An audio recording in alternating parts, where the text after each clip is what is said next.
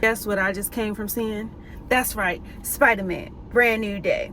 So I'm trying something new. I'm gonna be reacting like I just got out the theaters. I'm gonna be giving y'all my reaction straight, because I'm not gonna hold y'all. I'm working like 2 jobs right now, and I ain't got time to come home, edit, make everything all pretty.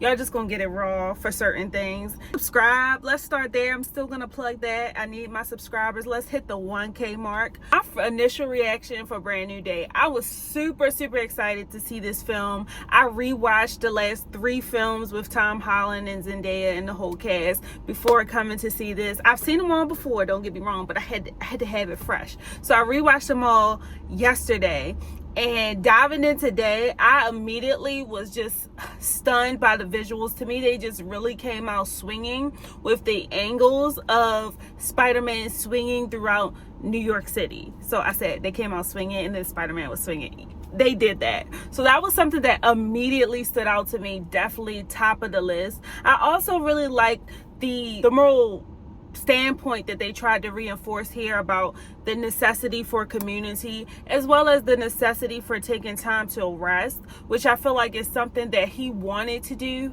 Peter Parker wanted to do in the second Spider-Man movie when he was on his class field trip, but he was struggling to do. And then now I feel like because he had, spoiler alert if you haven't seen the other ones, he had lost everyone. So now he's just trying to work through the trauma and work through the pain to keep busy from the things that's really bothering him. And I think that's just so relatable for so many people. And I love how they really honed in on that with this storyline. Furthermore, just kind of, they definitely teased us with the whole MJ plot. It was so intense, but I think just very well done. And I love how we got to see that even though Spider-Man was alone in one instance, he got to further build community with people who were like him. Regarding the girl, I call her Max because she's from Stranger Things, and as well as Frank the Punisher, their connection together. So even though he was alone, like, he didn't have to be. And I love he was able to kind of relate to Frank, who had a somewhat similar story or struggle of isolation, and just seeing them two come together in kind of a rough way was just really exciting and fun to watch. Another thing that really stood out to me was how Spider-Man was low-key stalking Ned and MJ on social media. That was something really fun to watch, and I feel like just relatable for us all. Like, when we care about people, social media allows us to have a way of feeling close to people.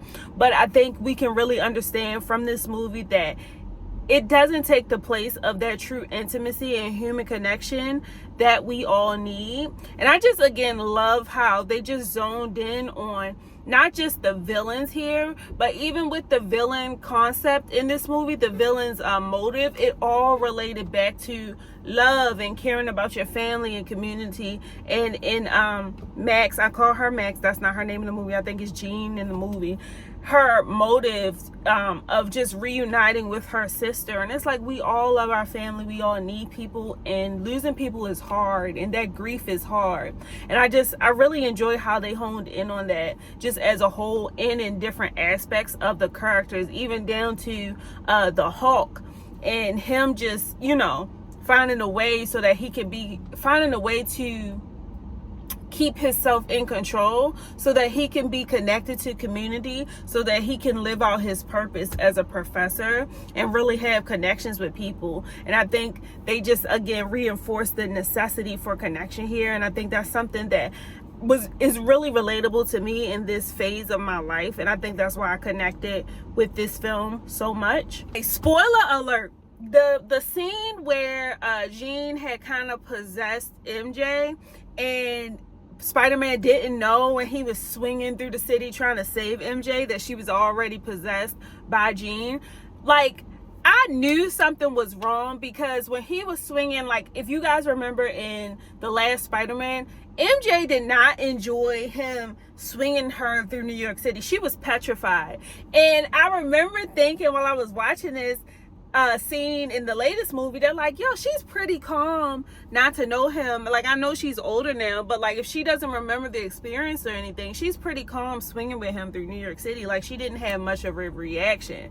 That was my first clue. Yeah, something's up. That's not MJ. But I actually thought he was dreaming, because you know his hormones was glitching or whatever. So I thought he was dreaming, and like none of that was happening, especially when it was so easy for her to kind of remember and just snap back into romantic like feels with him. And I'm like, this is not MJ. That was very standout moment to me. Okay, something that I did not enjoy, I feel like they kind of didn't integrate MJ's new boyfriend enough in this movie. Granted, like, he didn't have to be in every scene she was in or anything like that, but I feel like he was definitely needed in one or two more scenes. Like, where did this man go? Like, I feel like it was a scene needed after MJ was saved by Spider-Man once she returned from Frank's house.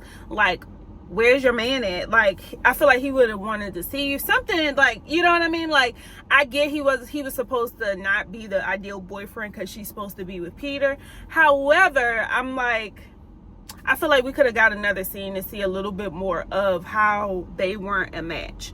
Another aspect that I feel like could have been a little stronger was the connection between Spider-Man's new development, evolution into like his third phase of spiderdom or whatever, or spiderhood.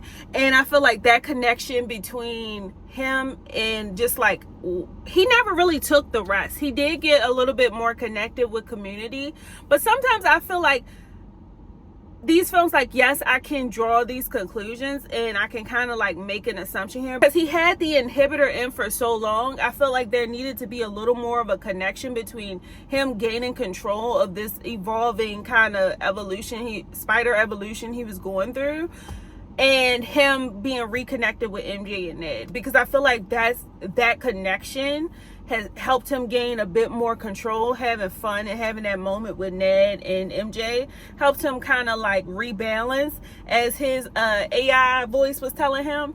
But I feel like we needed to loop it back just a tad bit more. Something, I don't know, should have been said, like, even if it was just by his AI voice. I think sometimes a one-liner would just go all the way to make things full circle, especially when you have a movie like this that's over 2 hours and it's so much going on, so much kind of layered plot elements going on, because we just have so many characters that are working towards different things, or that are involved with different things, and have different contexts and history. So I feel like a one-liner, the AI voice could have been like, see, Peter, once you connected back with your community, it helped balance your hormones. You are now back at moderate strength. Something like that. I don't know. You guys get what I'm saying? But overall, I think it was a great film. I will say, though, that extra end scene was BS. It's definitely given that they forgot that they were Marvel and needed an extra scene at the end of Spider-Man. And so they just did this little animated thing of the app that Ned created. That was BS. I was kind of mad that I sat and waited for that. I could have been out here recording this, because that was not worth it at the end to me. But overall, I will rate this film a 4.5 out of 5 flames. I would totally watch it again. It was definitely like just so emotionally touching. I'm actually gonna dock a flame. I'm gonna rate it a 4 out of 5 flames for that ending, because okay, we get he was able to reconnect with Ned, but then Zendaya's character MJ just completely blew him off. Like, we not gonna skip that. How could I forget? We are not gonna skip that, okay? Like, she completely blew this man off. She said, I could see why, you know, that MJ will rock with you for real, like, you cool. But me, as for me and mine, I don't really think you my man. Like, I don't really feel nothing, no chemistry. And then Shorty was like, but you know, I still need a ride, because, you know, I ain't got no phone, I ain't got no car, it's New York, whatever. Kind of scared for my life. Can you swing me back, you know, home? But I feel like the ending at where Peter is like introducing himself to Ned, that was really sweet. definitely needed that moment. Great, we get a gist that things are clicking back, but I feel like they left us hanging and we needed more resolve between him and MJ, because what, they know everybody was waiting for that, and I feel like they dragging it a little bit. So I'm gonna rate this a 4 out of 5 flames, and I'm gonna stop talking, y'all. But this was such a fun watch. I actually got to see it in 3D. That's why I started out with the glasses, you know, because my spidey senses was still tingling. But I hope you guys enjoyed this straight out the theater review. It was raw, it was brought to you, I had to get into it. Make sure you guys subscribe and like and comment if you like this type of content, and I will see you guys next time.